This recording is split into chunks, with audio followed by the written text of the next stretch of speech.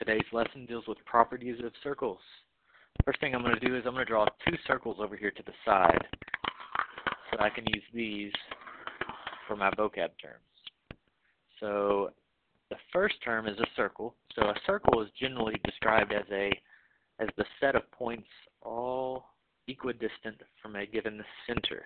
So a circle is actually formed by starting off with a point and then you keep going the same distance from that center out to the edge. And the more points you make, the more it looks like a circle. So you just keep doing that infinite number of times and you'll have a solid line for your circle.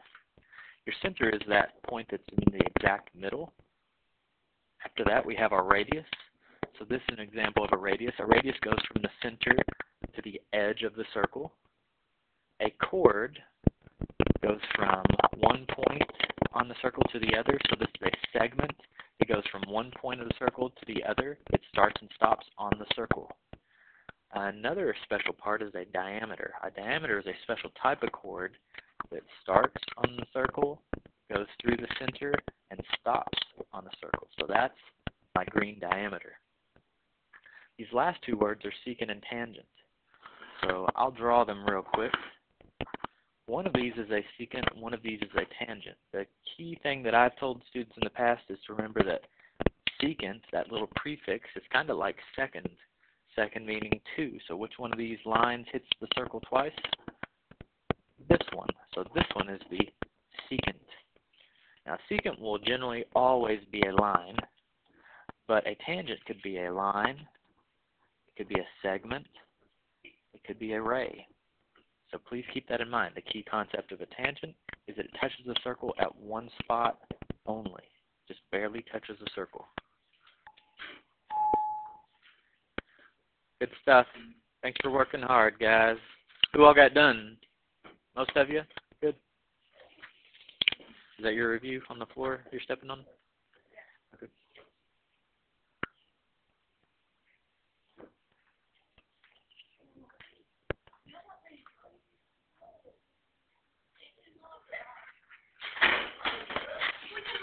Don't be so angry, goodness. Calm down. Did you not turn it in last time? Nobody was here? Oh, okay. Here, staple it. And write your name on it.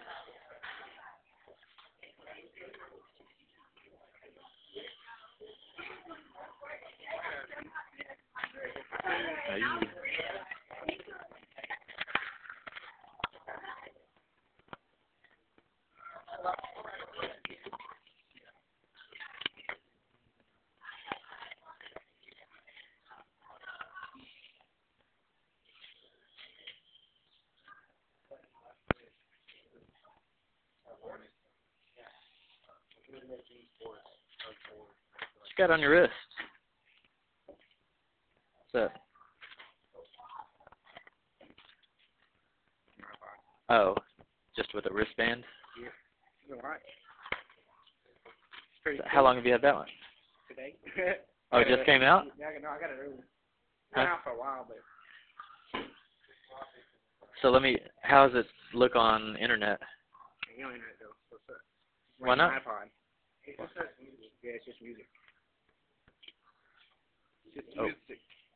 That's too bad. It's really cool though. It's like really small and tiny. Yeah, it'd be really tiny though. That's tricky.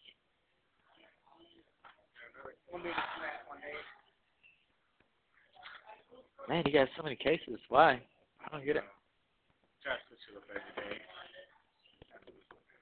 Oh, man. That's a lot, man.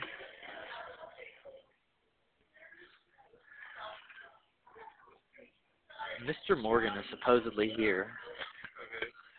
We have some major internet issues upstairs by foreign language, ALC, Mr. Spader, and also right below them, Mr. Decker, Miss Purdue, Miss McCoy. So if you want to go try to find him, he's probably in one of the wiring closets, would be my guess. Or maybe try to email him, see if he needs any help. That'd be cool. Howard. Is it what's it called? Emulator? You. I didn't write you up. Your teacher did. Yeah, man, you're being foolish.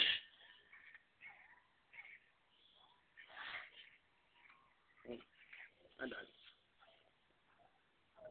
I love playing that. Can you turn it sideways? Yeah. Hold on. You have to jailbreak to do that? Yeah.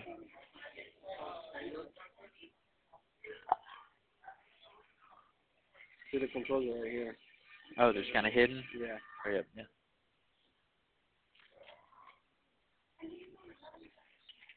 Oh, you can barely see them. Yeah. Does it bother you? A little, because I can't really see the screen as much. Yeah, okay. I see why you do the other one.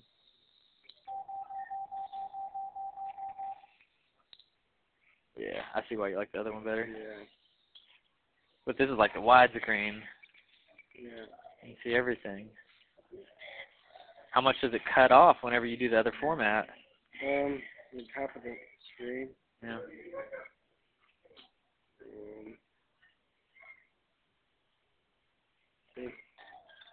Does it make it smaller or what? It makes the playing screen smaller. Okay, that's probably all right because it's formatted for 4x3. So I like it better doing this because I can actually have full control of the controllers and I can you can see everything. Yeah.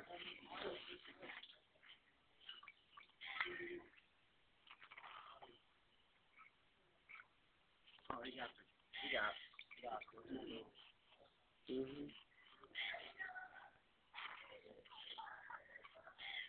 I have the this is the NES emulator, and then I have the Game Boy emulator.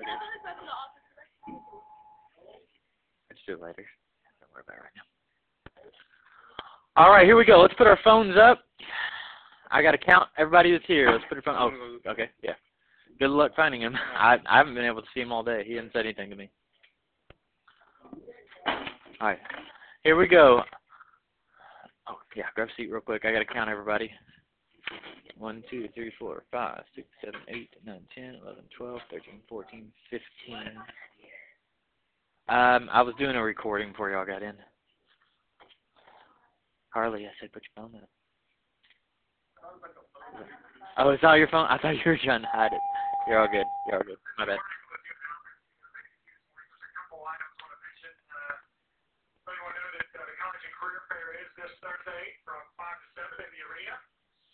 Many teachers are offering extra credit. We want to encourage all of our students, freshmen, sophomores, juniors, and seniors, to come out and get a lot of information from a lot of different colleges, universities. Get calculators. Career opportunities. You need them. If you don't have a calculator, go get one. We'll give you some great information. We also want to congratulate Ben Guthrie. He competed this past weekend at the state governor's academic competition, and he finished in 9th place in social studies and 5th place in science, so congratulations, Ben. Also, SGA will meet during clubs tomorrow. All SGA applications are due at that meeting, and laid out applications will not be accepted. If you have questions, make sure you see Ms. Purdue before that time. Also, the track and field team is selling t-shirts. They are on display in the front office, so if you'd like one, they are $8. Today, we do have our home baseball game. So come on out and support the Purples. Remember to bring your student pass if you want it free. Also, there will be no students in the left field area. So if you come to the game, you need to sit in the stands. You will not be permitted to be in the left field area. So come and cheer on the team and to the stands.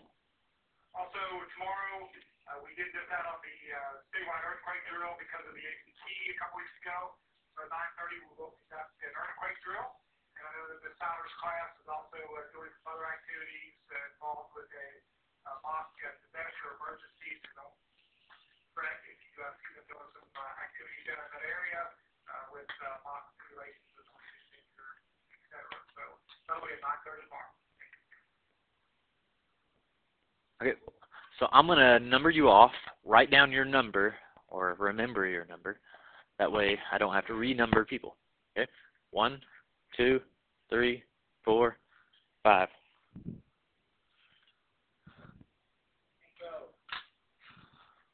One, 2, 3, 4, 5.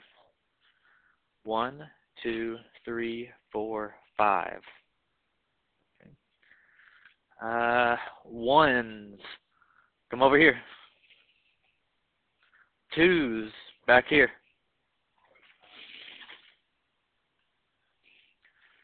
Threes, come back here. Threes back here.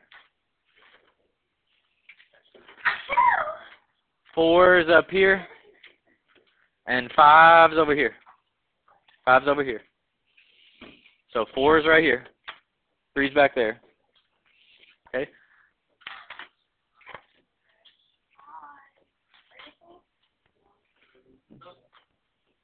So what do you all?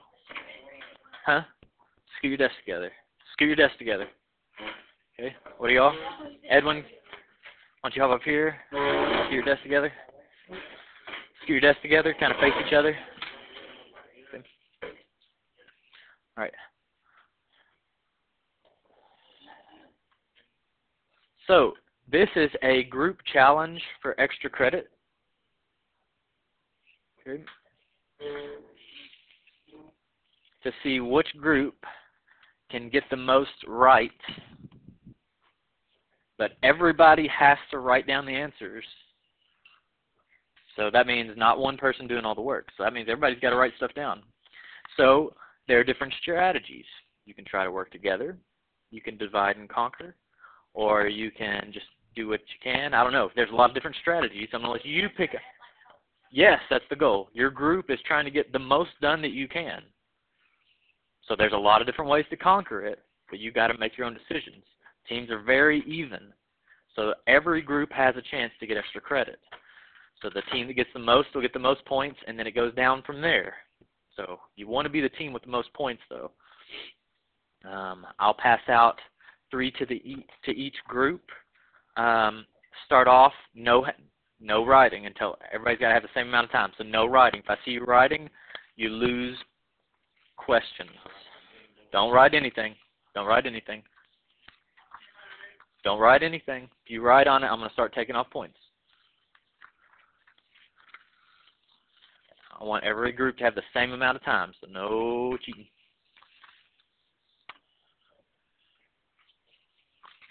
Okay, so pass it out to your group members. I'll let you know when we're ready. Pass it out to your group members. It's a packet. Yeah, you can name your group. That's cool. Yep. So come up with the name if you want. That way I can put it on the board, and we're going to compete against the other class too. So you want to show that this is the better class anyways. So no, right? No. On your mark. Get set. Go. So you can work together, do what you want, come up with a strategy. That way you don't do duplicate problems. Did you find him? Did you email him?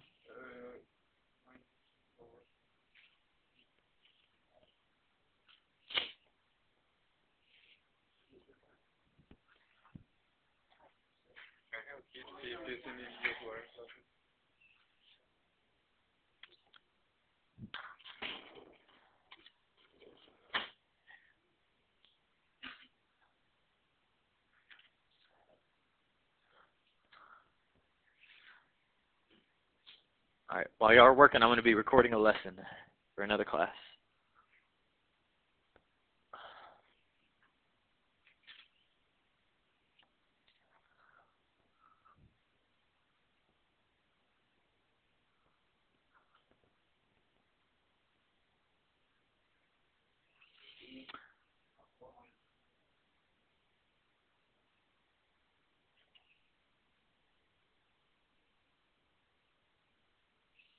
Don't do the same problems. Yeah, don't duplicate. Like, I would say divide and conquer right now, and at the end, like, we'll watch time. I'll call 5 minutes. Then you can transfer answers over.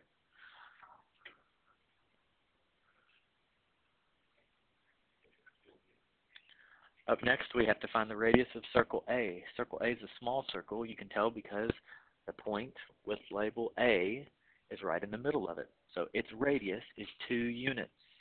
You can count that by looking at the boxes. There's 1, 2 units. And you can count a radius in either direction, up, down, left, or right. And the cool thing is the diameter is easy to find because all you have to do is go in the opposite direction. There's 1, 2, 3, 4. A shortcut is to do 2 times 2 to get 4. Radius of B is going to go from B to the edge of the other circle. That's 4 units. So once again, the shortcut is to double it. We get the diameter 8. Up next, we're going to look at common tangents. A common tangent is a line that goes through and touches each circle only once. So here's 1 common tangent, 2, 3. So these other ones only touch each circle 1 time. 3 common tangents. Part B has 2 common tangents. Part C tricks a few people, but most people get it. Touches each circle once, so there's only 1 common tangent. On these checkpoints, you got to look to see, can you draw a line that touches each circle only once? For the inner circle, if you try to draw a common tangent, it hits the outer circle twice, so that's not going to work. And if you only draw the tangent on the outer one, it doesn't ever touch the inner ones. There are 0 common tangents. However, number 4, it tricks a lot of people. There's 1, 2, these are external tangents. They go outside the circles. There are also 2 internal tangents that touch the circle 1 time each. There are a total of 4 common tangents. This next concept is very important.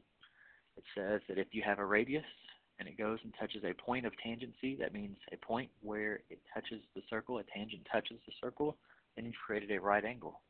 So these are perpendicular lines and segments. We're going to use that concept down here. On example 4, it says, is ST tangent to R? Notice we have this special triangle, and the basic thing we're trying to do is figure out, is it a right triangle? So the key concept is, remember, CAB, C squared equals A squared plus B squared. Good old Pythagorean theorem can help you out in a lot of places. The longest piece is this one right here, which is 26. So I know it's the whole piece because it has to be longer than this one, because you can tell by its length right here, RT is longer than ST. So it has to be 26. Sometimes they'll only give you this piece right here, but in this case, they're only giving you the total. They're not just giving you the outer parts. So 26 is the longest, so it goes in for C. Then we have 24 squared and 10 squared. So that's 676, 576, and 100. So 676 does equal 676.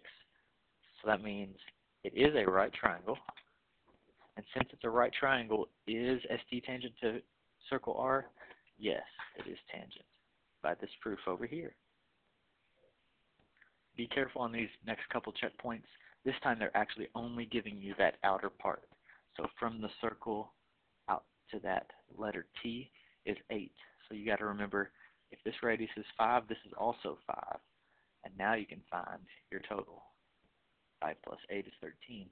Same thing over here. The outer is 7, but this inner right here is 12. And 12 plus 7 is a total of 19. Now you have your 3 numbers for your Pythagorean theorem. Same thing over here. So now I'm just going to show the setups of these problems. I'm not going to finish them out. So the longest is 13. So 13 squared equals 5 squared plus 12 squared. And actually, if you recall, 13, 5, 12, 5, 12, 13, that's Pythagorean triple. So yes, this is a right triangle. I know automatically. Since it's a right triangle, I know these are tangents. So is it tangent? Yes. This other one, 19, is the longest. And when you solve this out, I'm pretty sure this one is a no. So go ahead, double check it if you're unsure. Example 5 is a pretty tricky one. And for this one, I'm actually going to go ahead and put it on a new page. So the goal of this one is to solve for the value of R. On this one, you should kind of see that right triangle again. However, you should note that AC is the longest. So that piece is the hypotenuse. That means you're going to have to combine those two pieces. That's going to be a 49 plus R, and that's a group. From there, you can find your other pieces. So you can set up with C squared equals A squared plus B squared. Staggering theorem. The longest is 49 plus R. You got to square that term. And then we have a 77 equals 77 squared plus r squared. Now the problem is this right here, a lot of people screw up on. They just try to distribute that 2. And you can't distribute the 2 unless you have multiplication in the side. That 2 is an exponent, so it's not a regular 2 out front that you're going to distribute. It's an exponent. An exponent of 2 means write it twice. So if you do this, you'll probably get it right. So write it twice. And now it should look familiar from Algebra 1. The Algebra 1 concept here is FOIL. To simplify the side, you need to FOIL. That means first, outer, inner, last. I just think of it as repeated distribution. 49 times 49, 49 times r. 49 times 49 is 2,401. 49 times r is 49r. Then you got to distribute the r. So that's another 49r, and r times r is r squared. Now we got to look at the terms that we can simplify. So these can combine as like terms. That's 98r. Over here, this is 2,401. Bring down that r squared. And then we got to simplify that 77 squared. That's 5,929. We still have an r squared we need to bring down. Now I need to get all the terms, combining like terms one more time. So let's move our r squared. So minus r squared from each side. They cancel. That doesn't always occur, so beware. Then we have 2,401 plus 98r equals 5,929. Subtract 2,401 from each side. That's pretty simple. So that's 8,253. And the last step is divide by 98. So we get 3,528 divided by 98. We get r is 36. This last concept is probably the simplest. If you have two tangents and they touch one point each on a circle and they come out and touch each other on the other end, then you know that these two segments are congruent. That's why they have those congruent tick marks. So we can apply that to example 6. These two pieces are congruent. So if we set them equal to each other, so 32 equals 3x plus 5, and then subtract 5 from each side, we'll end up with 27 equals 3x. Divide by 3. We'll get x is 9. Find the value of x? Yes, we're done. Here are the last two problems. So these are your checkpoints. So once again, we're finding r in number 7. So which segment is the longest? You got to look at the segments, and I can tell that LJ is the longest. That means these two need to combine. So that's a r plus 32. That piece is my hypotenuse. So r plus 32 square it equals r squared plus 56 squared. Remember, anytime you square a binomial, you should write it twice.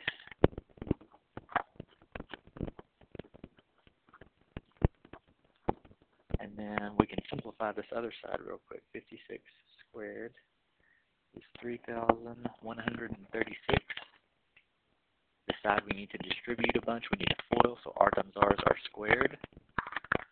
R times 32 is 32r. Another 32r. And 32 times 32 is 1,024. From there, we can deal with our combining like terms. So it's a 64r. And bring my other terms down. After that, I like to deal with the r squared terms. So subtract r squared from each side. And you'll notice they cancel. I'm left with 64r equals 1,024 equals 3,136. Subtract 1,024. Get 64r equals 2,112. Divide by 64. And you get r is 33. The last one a lot of people miss, though. A lot of people remember these tangents are going to be equal, and that's an easy part. The problem is, people remember to square root each side, and they'll say that x is 7. However, there's another solution. You're supposed to remember whenever you square root, you take the plus or minus of that solution. So the other option is 7 and negative 7. Those are both solutions. How can you check? 7 squared is 49, and negative 7 squared is also 49. So that means if you type this in, you will definitely get 49.